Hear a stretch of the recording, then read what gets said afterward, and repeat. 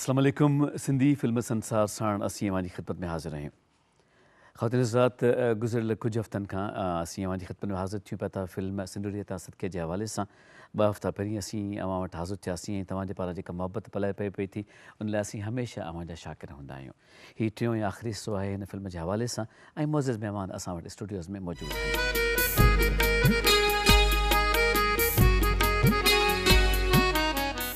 असां सां गॾु आहिनि साईं जमील मिर्ज़ा साहिब जिन, अदाकार वसीम असां वटि मौजूदु आहिनि ख़ैर सां, फ़िदा हुसैन शाह साहिबु असां वटि आहिनि ऐं साईं मुमताज़ अली शेख साहिब जिन बि असां वटि महिर इनायत साण मौजूदु आहिनि। ज़िक्र कंदासीं शुरूआत में हिन फिल्म जे हिकु गीत सां जेके असां रीडू करायो आहे। इहो इन करे त छाकाणि त हिकिड़ो फिल्म साज़ पाण बि असां वटि मौजूदु आहे, हिदायतकार मौजूदु आहे, पाण जेको मौसीक़े जी ॼाण रखे थो, त ॾिसूं त जेको नौजवान नस्ल इन गाने खे वरी रीडू करे थो उहो उन्हनि खे कीअं लॻे थो। मूं दिलि ॾी तोतां घोरे छॾी, हाणे जेका सॼण तुंहिंजी मर्ज़ी पेश करे थो इक़रार वरी करे।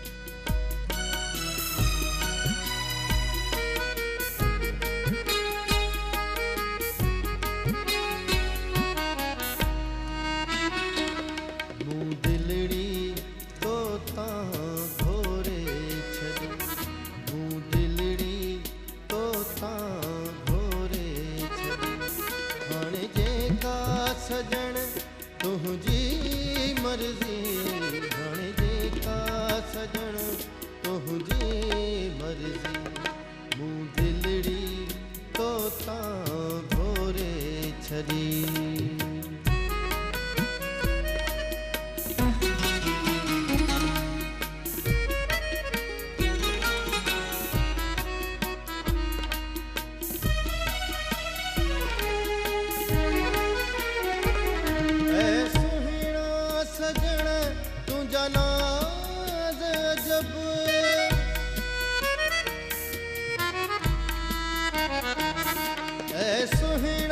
सजण तुंहिंजा नाज़ अजब, इहे कुर्ब भरा अंदाज़ अजब, मूं दिल जी दुनिया लुटाए छॾी।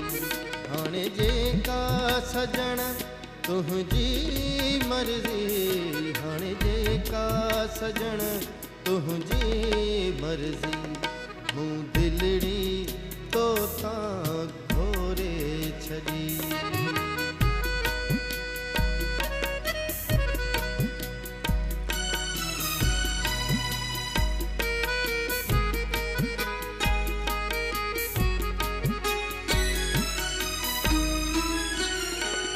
तुंहिंजी अखियुनि जा मैं ख़ान जियनि, तुंहिंजी अखियुनि जा मैं ख़ान जियनि, इहे मस्तीअ जा पैमान जियनि, वञे मस्त में हिकु धूम मची। हाणे जेका सजण तुंहिंजी मर्ज़ी, हाणे जेका सजण तुंहिंजी मर्ज़ी, मूं दिलड़ी तोतां घोरे छॾी।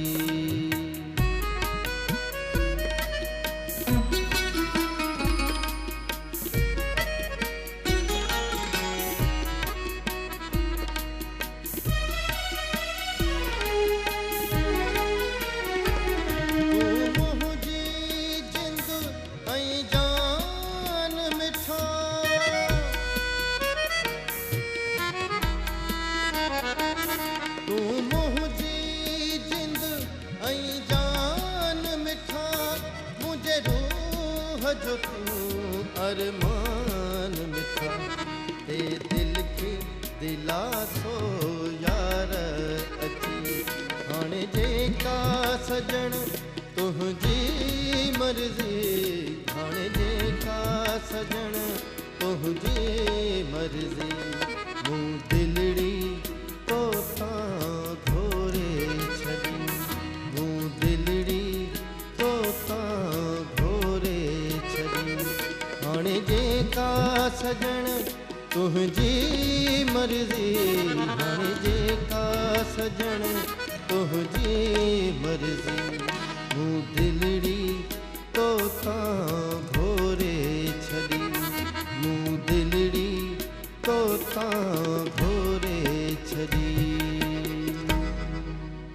जी मिर्ज़ा साहब, वो सर जो एक शॉट लिया था जो आपका फेवरेट है, वो क्या सिलसिला था? सईद रिजवी ने जो लिया था शॉट, एक घोड़े वाला और पाँव वाला। नहीं, फेवरेट शॉट नहीं था, वो तो कुदरती ले लिया गया। अच्छा, क्या? हाँ, वो थोड़ा सा वो ये हुआ कि वार के सीन थे, तो उसमें 3 कैमरे मैंने यूज़ किए थे जी।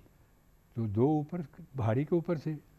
तो सईद रिजवी को मैंने कहा कि ये तुम हाथ में कैमरा ले लो और क्लोज़अप मार देना बीच बीच में, जहाँ तुम्हें मौका मिले तुम लेते यहाँ एडिटिंग में लगा लेंगे। वो इत्तेफाक ये हुआ कि वो जो फाइटर थे उनकी आपस में कोई चल गई। अच्छा। तो उन्होंने जब घोड़ा उतार के नीचे ला रहे थे घोड़े, तो एक सवार जो था वो नीचे गिर गया घोड़े से, क्योंकि जीने नहीं थी घोड़े के ऊपर, वैसे ही थे वो, घोड़े से गिरा और पीछे से जो आ रहा था बजाय वो उसको बचाता, वो घोड़ा उससे ऊपर से गुजारना चाहा, वो बजाय गुजारने के वो एक पाँव घोड़े का छाती के ऊपर आ गया उसके, जो साहब नीचे लेटे हुए थे। और सईद को पता नहीं क्या उसको मौका मिल गया, उसने फ़ौरन क्लोज़अप में ले लिया, उसका कुदरती तौर पे एक शॉट ले लिया गया, टाइमिंग हो गई उसकी। जी हाँ, और वो हमने एडिटिंग में लगा दिया उसको, उसकी बड़ी दाद मिली उस शॉट की। ये था। अच्छा, इस फिल्म ने निगार अवार्ड जीता, तो आपको कैसा लगा? How did you feel about it?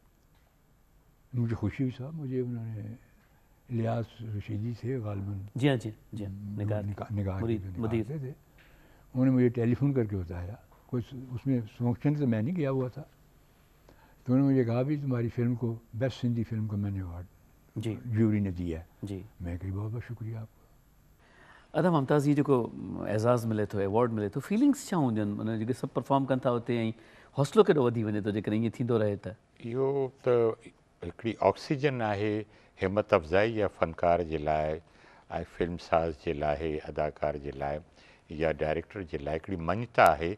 बाक़ी हिकिड़ी ख़ूबसूरत मूर्ति वठणु ऐं ॿ चारि उन जूं तस्वीरूं छपजण जी का अहमियत न आहे। उहा जेका ख़ुशी थी थिए, उहा जेका फीलिंग आहे त भई मूं एॾो वॾो एज़ाज़ हासिलु कयो आहे, इहा मञता आहे ऐं इहो ख़्वाबु हर फ़नकार जो हुजे थो। वाह वाह। असांखे बि अवॉर्ड मिले। ऐं जमील मिर्ज़ा साहब त तमामु घणा अवॉर्ड हासिलु कया आहिनि ऐं ॿियनि फ़नकारनि बि। सो इन्हनि जे लाइ त इन्हनि जी फीलिंग तव्हांखे जमील मिर्ज़ा साहब खां मालूम करणु घुरिजे। उन्हनि चयो न त उनखे सुठो लॻो आहे, यकीनन हसीन लॻो। बिल्कुलु। सो इहो सिंधी फिल्मुनि जी ख़ुशनसीबी रही आहे त ज़्यादातर सिंधी फिल्मुनि खे अवॉर्ड मिलंदा जी रहिया आहिनि। जी उमर मारवीअ जी सेट डिज़ाइनिंग ते त सदारती अवॉर्ड बि मिलियो जी ऐं इहा वॾी ॻाल्हि आहे, छाकाणि जो इहे फिल्मूं निहायती मोहबत सां, दिलि सां ऐं इश्क मां बनायूं वयूं ऐं उन में को कमाई या का दौलत या का लालच हुन में कोन हुई ऐं उन में कमर्शलिज़म कोन हो। इहो त कुझु करिणो आहे, सुठो करिणो आहे, बहितरु करिणो आहे। सो सिंधी फिल्मुनि खे इहो एज़ाज़ु हासिलु रहियो आहे त निगार अवॉर्ड खां अलावा ॿिया अवॉर्ड बि हिननि खे मिलंदा रहिया आहिनि। ऐं सभ खां वॾो अवॉर्ड त सिंधी फिल्मुनि जो इहो ई आहे जो मुख़्तसर फिल्मूं ठहियूं ऐं मुख़्तसर उन्हनि जो बजेट हो, पर उन जे बावजूदि बि हुननि तमामु सुठो ऐं सुहिणो कमु कयो। जी शाह साहब। ॾिसो, निगार अवॉर्ड इलियास रशीदी साहब शुरू कयो ऐं निगार अवॉर्ड पाकिस्तान में सभिनि खां वधीक वॾो अवॉर्ड तसवुरु कयो वञे थो। जी। ऐं मुंहिंजे ख़्याल में त जेतिरियुनि बि साईं मुमताज़ साहब बिल्कुलु सही ॻाल्हि कई त असांजे सिंधी फिल्मुनि में एतिरी पोटेंशियल हुई जो उन्हनि खे इन ई अवॉर्ड लाइ मुंतख़िब कयो वियो।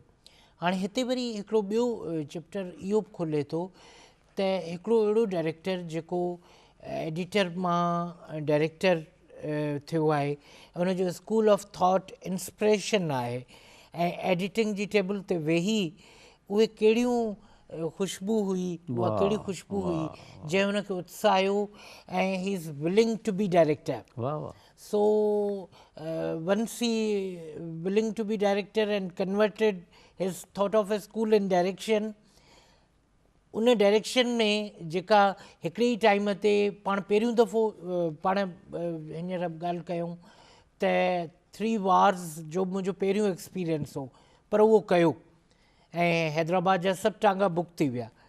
त ॾिसो इहा असांजे हैदराबाद जी सुरहाण आहे ऐं हैदराबाद जी तारीख़ आहे।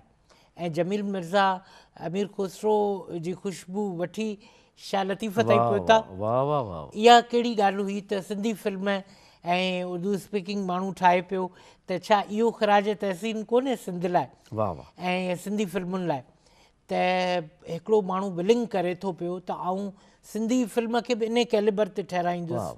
ऐं फिल्म ठहे थी ऐं फिल्म में ॾिसो म्यूज़िक आहे, डांस आहे, कॉस्ट्यूम फिल्म आहे ऐं हुन फिल्म जी जेका बजट आहे सा ॿियनि फिल्मुनि खां वधी वञे थी, क्रॉस करे थी, छो जे जमील मिर्ज़ा डायरेक्टर आहे। ऐं जमील मिर्ज़ा ऐं सम्झा थो सॼी क्रेडिबिलिटी जमील मिर्ज़ा साहब खे वञे थी त हुननि अहिड़ी फिल्म ॾिनी जंहिंखे इलियास रशीदीअ खे एतिरो लाचार पवे थो जो जमील मिर्ज़ा खे फ़ोन करे ॿुधाए थो त ज्यूरीअ हीउ फ़ैसिलो कयो आहे। वाह। ॾिसो न त माण्हुनि खे त लिफ़ाफ़ा मिलंदा हुआ त भई अव्हांखे निगार अवार्ड्स मिले थो पियो, पर इहा क्रेडिबिलिटी असांजे डायरेक्टर जी आहे। वाह वाह। ऐं संदन क्रेडिट ते उर्दू फिल्म बि आहे, कमाल ऐं दीबा जी फिल्म, त इहा मुंहिंजे ख़्याल में सॼी ख़ुशबू जमील मिर्ज़ा जे हिसे में अचे थी। ख़ातिन साहब, असां विच विच में जॾहिं मुस्तक़िल वाह वाह कंदा आहियूं त पंहिंजी वाह वाह पाण बि अजीब लॻंदी आहे, छाकाणि त बेसाख़्तगी जो अजीब इज़हार हूंदो आहे। ॾिसंदड़नि खे इहो महसूसु थी सघे थो त विच विच में वाह वाह मुस्तक़िल थींदी रहे थी, शायदि पंहिंजी तारीफ़ पाण था कनि, पर असांजा जेके मोज़िज़ीन हिते अचनि था ऐं जेका गुफ़्तगू कनि था उन्हनि जो फ्लेवर एॾो ज़बरदस्तु आहे, उनजी ख़ुशबू एॾी अहम आहे जो उहा ख़ुशबू बेसाख़्ता वाह वाह कराए थी। ऐं यकीननि असांखे इहा बि पक आहे त तव्हां बि जेके असांखे ॾिसो पिया था त तव्हांजे दिलि मां बि इहा वाह वाह ज़रूरु निकिरंदी हूंदी।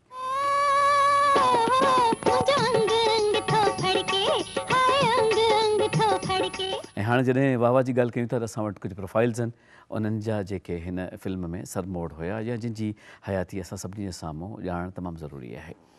पहिरियों प्रोफाइल आहे अहमद अली साहिब जो। ईरानी हो ऐं सिंधी ॾाढी ख़ूबसूरत ॻाल्हाईंदो हुयो।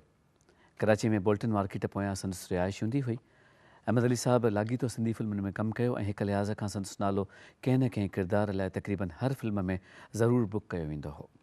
संदसि सिंधी फिल्मूं हुयूं शेर फिरोज़, नूरी जाम तमाची, घूंघट लाइ कुंवार, महबूब मिठा, मिठड़ा शाल मिलन, सोरठ, अलबेली, प्यार कयो सिंगार, सिंदूरीअ तां सदके, हाज़ुर साईं, दोस्तनि जो प्यार, उम्मीद, ममता ऐं हाकिम ख़ान।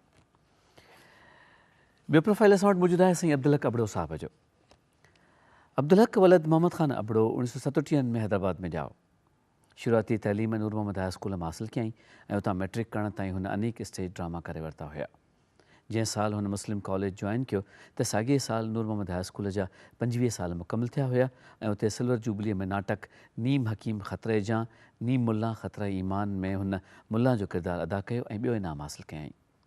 मुस्लिम कॉलेज मां BA करण खां पोइ सिंध यूनिवर्सिटी में दाख़िलु थियो ऐं उते बि को बि ड्रामो न छॾियईं। इंक्वायरी ऑफिसर, गूंगी ज़ाल, परचम इस्लाम, बस हल कर रहा हूं संदसि बहितरीनु ड्रामा रहिया ऐं इंक्वायरी ऑफिसर ते खेसि परफॉर्मेंस ते खेसि वाइस चांसलर्स कप बि मिलियो।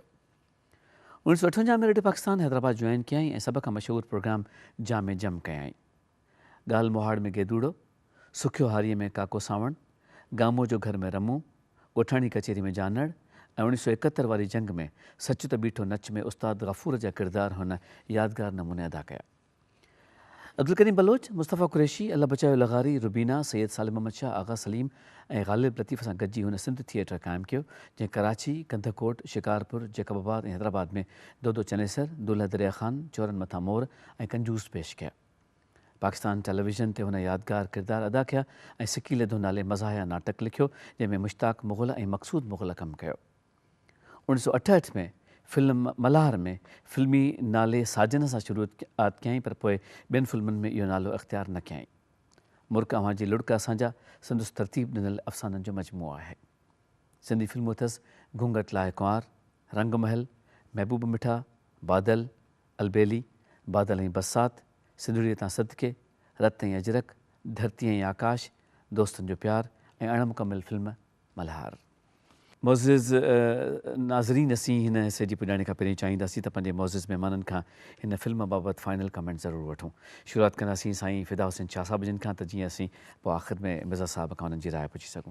शाह साहब सिंधड़ीअ तां सदके लाइ फाइनल कमेंट। ॾिसो, सिंधड़ीअ तां सदके हिकिड़े डायरेक्टर जो तख़युल हो जेको ख़ुशबूअ सां रंगियल हो ऐं धरतीअ जी मुहबत बि हुई ऐं मौसीक़ीअ जी सूंहं बि हुई ऐं रंगीनी सिंधी सिनेमा जे हवाले सां एतिरी त ख़ुशबूदार हुई जे इन ई फिल्म निगार अवार्ड माणियो। इहा इन फिल्म जी वॾी क्रेडिबिलिटी आहे। मुमताज़ साईं। आउं त इन फिल्म जे हवाले सां बि चवंदुसि ऐं गॾोगॾु जेतिरा बि प्रोग्राम असां हिते कया आहिनि ऐं जिन जिन प्रोग्रामनि में तव्हां महिरबानी करे मूंखे घुरायो आहे, आउं सम्झां थो त मुंहिंजे लाइ हीउ प्रोग्राम इन लाइ बि वधीक स्पेशल ऐं ख़ासि आहे जो इन में जमील मिर्ज़ा साहिब जहिड़ो माण्हू जेको इन फिल्म जो तख़लीक़कार हो उहो पाण मौजूदु आहे। अलाह ताला इन्हनि खे सिहत ॾे, अलाह ताला इन्हनि खे हयाती ॾे ऐं हिननि खे हौसलो ॾे जो ही अहिड़े क़िस्म जूं अञा बि काविशूं करे सघनि था।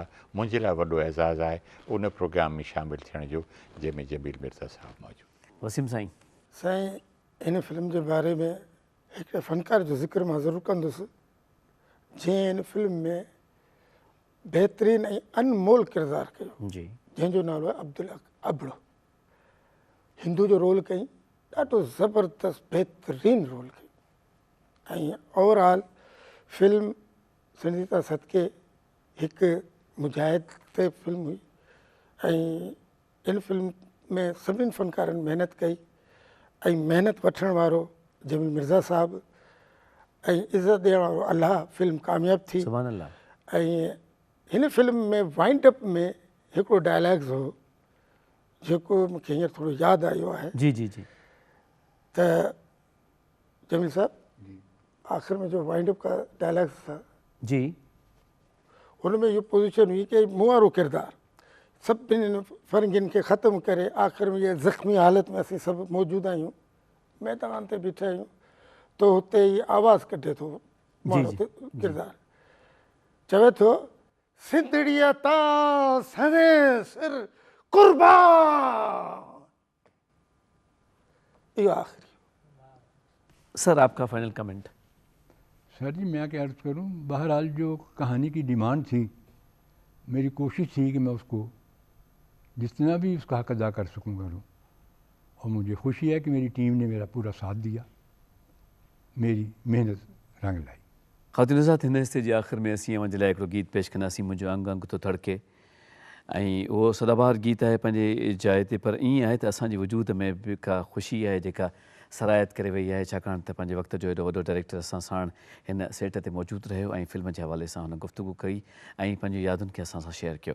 ऐं गॾोगॾु असां बेहद शाकिर साईं फिदा हुसैन शाह साहिब जिन जा, साईं मुमताज़ अली शेख साहिब जिन जा, साईं वसीम साहिब जिन जा, त उहे बि आया ऐं हिन गुफ़्तगू में हुननि बि हिसो वरितो ऐं पंहिंजे पंहिंजे हिसे जो मान ऐं मर्तबो हासिलु कयो, छाकाणि त हेॾी वॾी शख़्सियत साण सेट ते मौजूदु रहणु, हुन खां पोइ इन्हनि लीजेंड्स जी गुफ़्तगू खे पंहिंजे अंदर में महसूसु करण बि पंहिंजी हिकिड़ी वॾी ख़ुशी आहे जेका यकीनन कैमरा जी मार्फत अव्हां ताईं बि मुंतक़िल थींदी हूंदी।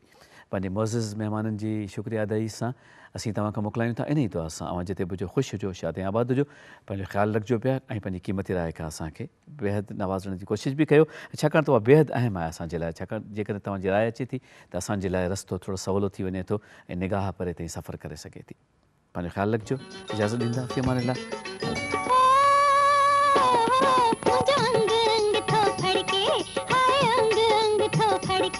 बुधी खबर अथम हिक खैर जी, मुंहिंजे दिलड़े धक धक धड़के।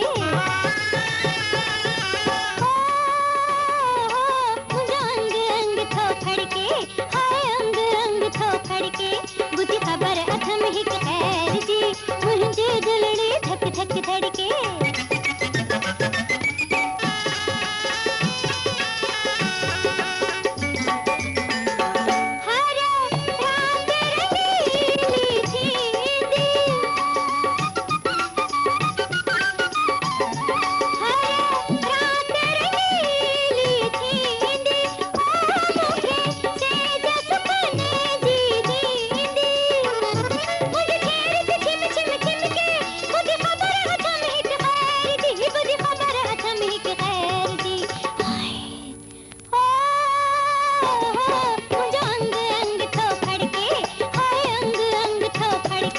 बुधी खबर अथम हिक